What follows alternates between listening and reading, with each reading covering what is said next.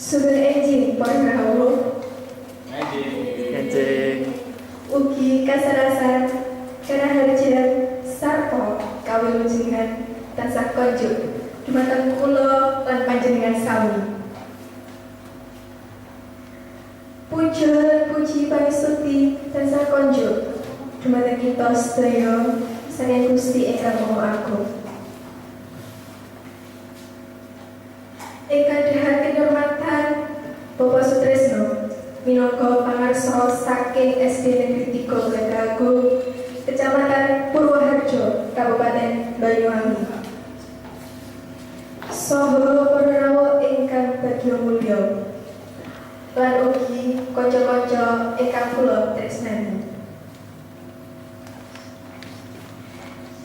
Dene kita tansah pinaringan rahayu wilujeng sehingga kita sedaya saged makempal wonten ing papan panggonan menika kanthi sehat walafiat boten wonten satunggal alarm menapa.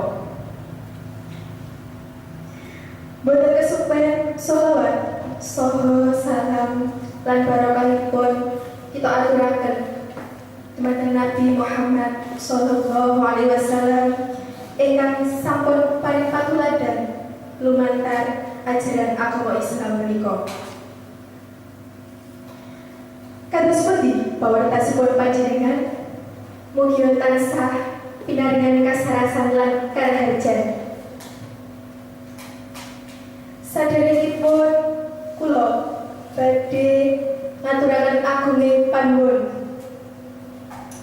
Awit kula sampun dipun keparengaken ngadeg wonten ing ngarsanipun panjenengan sedaya. Tepanaken nami kula Didi Fitriani minangka mahasiswi saking Universitas Negeri Surabaya, Fakultas Basa lan Seni, jurusan Pendidikan Basa lan Sastra Jawi saking kelas 16D. Ing kalodhangan wekdal samangke kula badhe ngendharaken bab-bab ingkang sakmangke kita rembag. Kanthi temanipun inggih menika rembagaaken paupa jiwanipun piantun Jawi minangka pepangkanipun budaya Jawi. Ingkang dados topikipun inggih menika rembagaaken paupa jiwanipun piantun Jawi minangka pepangkanipun budaya Jawi arupi dagelan janger wonten ing tlatah Banyuwangi.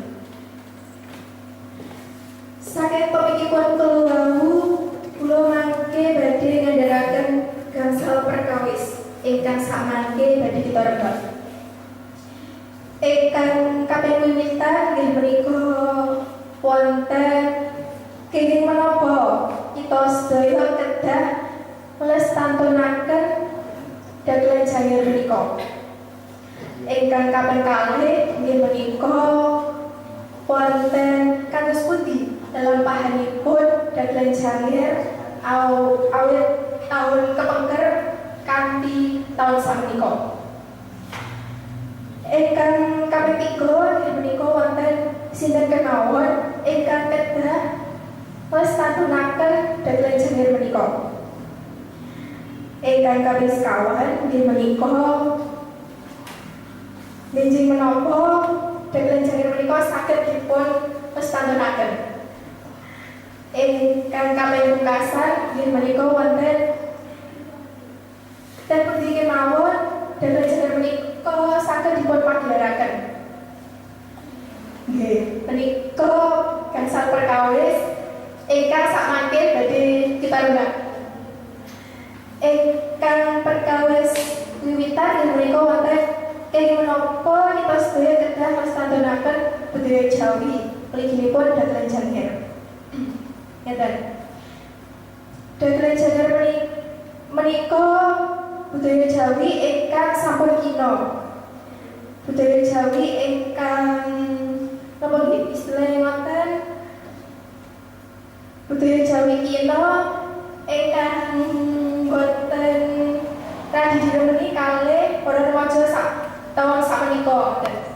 Dadose budaya Jawi menika mliginipun dagelan Janger menika dereng saged dipun pangertosi kalian kanca-kanca kalian para remaja ingkang taun sakmenika. Benten kalian para remaja ingkang taun kepengker.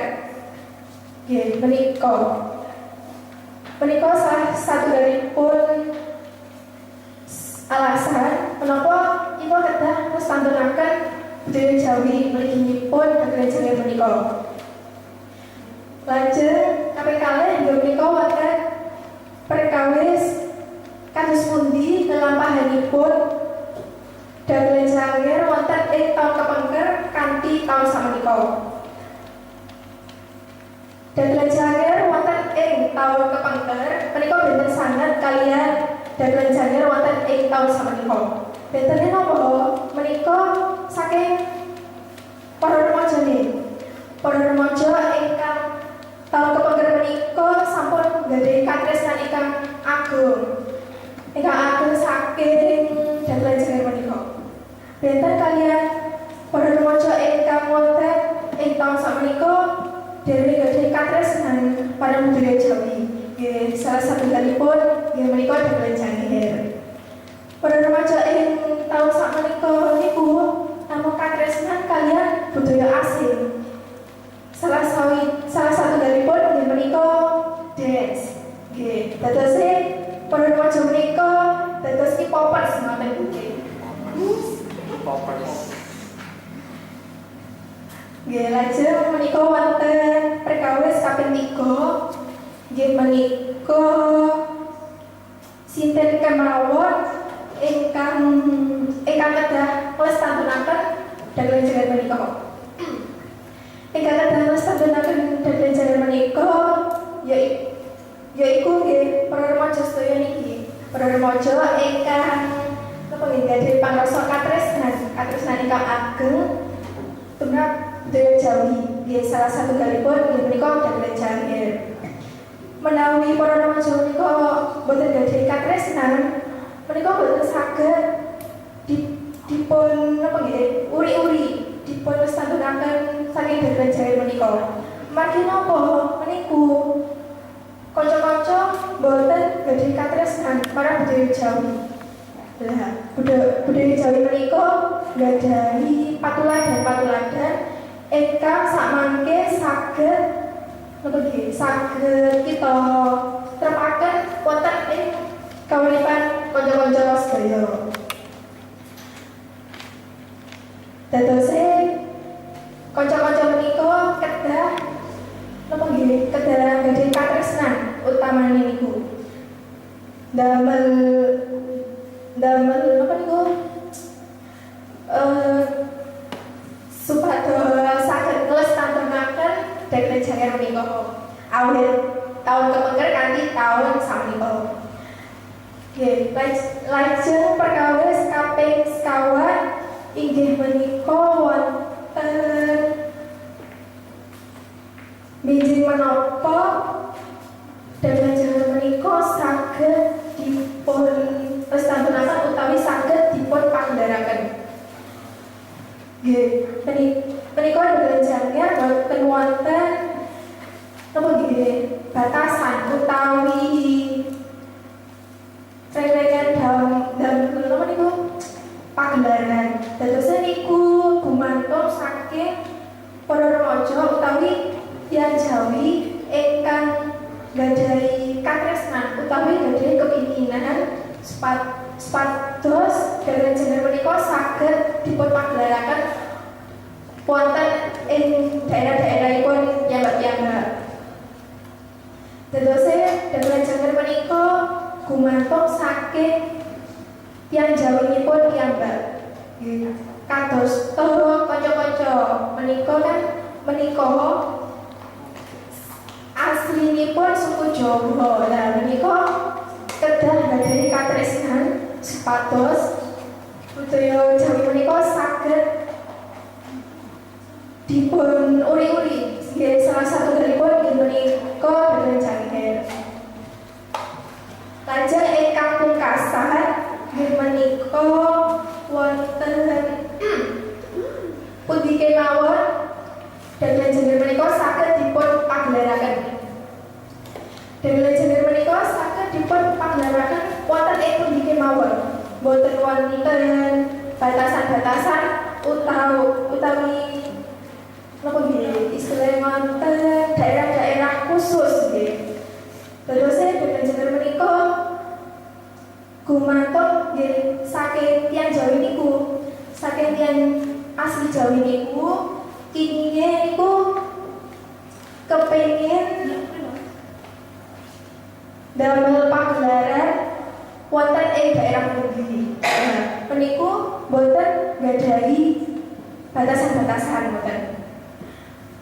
Lajeng saking kanca-kanca menika mliginipun para remaja kedah nggadhahi rasa katresnan ingkang ageng menyang budaya Jawi nggih mliginipun dagelan janger menika.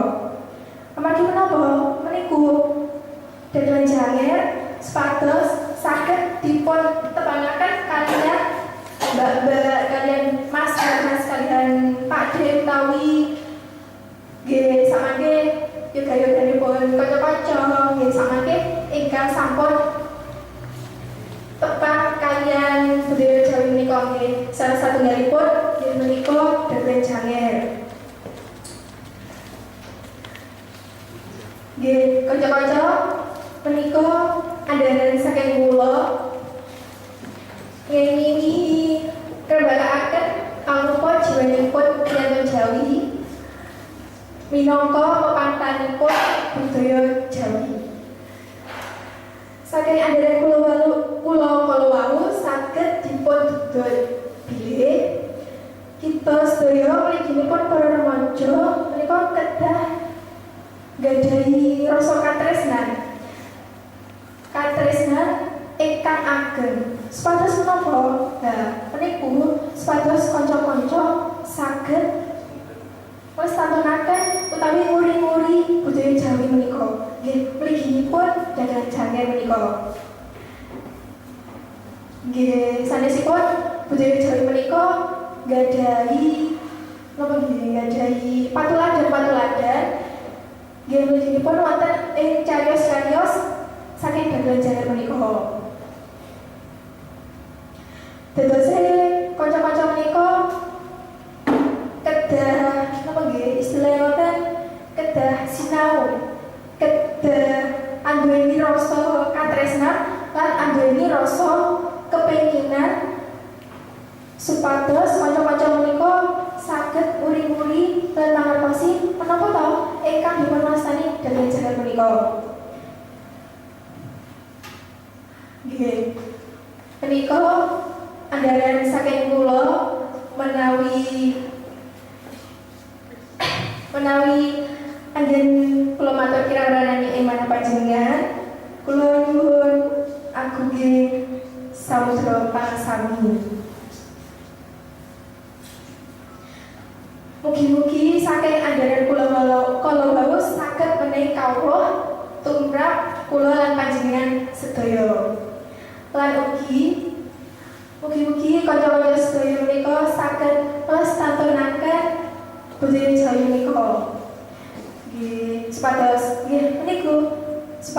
budaya Jawi menika saged dipun tepangaken kaliyan negara manca, kaliyan kanca-kanca ingkang samangke boten mangertosi menapa to ingkang dipun wastani dagelan janger, menapa to ingkang dipun wastani unduh sukipun saking dagelan janger. Nah, saking meniku kanca-kanca saged sinau, saged napa nggih? Nggadhahi rasa kepinginan supados kanca-kanca menika saged napa nggih istilahnya kan saged tepang saged nguri-nguri kalian budaya Jawi menika. Yen mliginipun dagelan janger. Nggih, para rawuh ingkang kula hormati, kalau andaran saking kula ngewingi bab ngrembakaaken paupa jiwanipun priyantun Jawi mliginipun dagelan jaler ingkang sakmangke saged menehi kawula tumrap kanca-kanca ingkang sakmangke badhe nepangaken wonten ing kanca-kanca sanesipun. Nggih. Kula aturaken agunging panuwun tumrap kanca-kanca ingkang sampun paring kawigatosan tumrap kula sedaya kawigatosan panjenengan kula aturaken agunging panuwun. Ingkang menawi kirang merangi ing manah panjenengan angin kula matur, kula nyuwun agunging samudra pangsami. Ajining lati gumantung ing diri, sugeng enjing.